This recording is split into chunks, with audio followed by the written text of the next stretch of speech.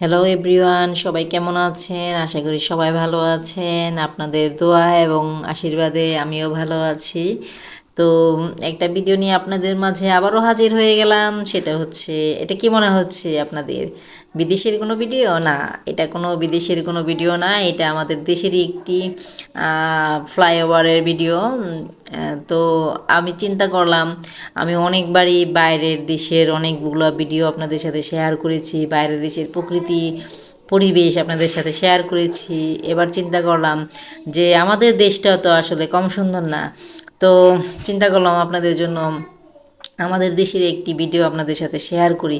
তো আমাদের দেশটাও মানে কম সুন্দর না, অন্যান্য দেশের তুলনায় আমাদের দেশটাও আসলে অনেক সুন্দর, দেখার মতো জায়গা আছে। এবং যখন আমি ফ্লাইওভারে উঠলাম, আমার সত্যি অনেক ভালো লাগলো। ফ্লাইওভারগুলো এত সুন্দর করে করা হয়েছে, এবং দুপাশের যে প্রাকৃতিক দৃশ্যগুলা আসলে আমার কাছে খুব ভালো লেগেছে। এই জন্য আপনাদের সাথে শেয়ার করার জন্য চলে আসলাম। তো মূলত ভিডিওটা করা হয়েছে দেখানোর জন্য।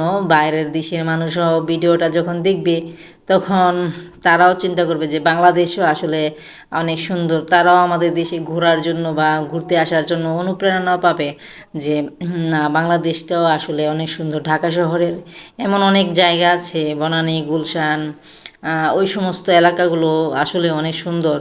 এবং লেকগুলা, বিভিন্ন লেক আছে, যে এগুলো দেখার মতো জায়গা আছে, ঘোরার মতো অনেক জায়গা আছে আমাদের বাংলাদেশেও। যারা বিদেশ থেকে আমাদের দেশে ঘুরতে আসতে চায়, এমন আমার ভিডিওটা যদি বিদেশের কোনো মানুষের দেখে, তাহলে তারাও অনুপ্রেরণা পাবে যে আমাদের বাংলাদেশে আসার জন্য।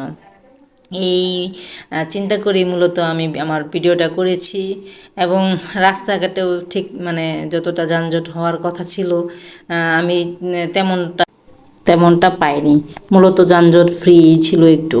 আচ্ছা, যাই হোক, আজকের মতো এখানেই রাখছি। আমার ভিডিওটি দেখার জন্য সকলকে অসংখ্য ধন্যবাদ।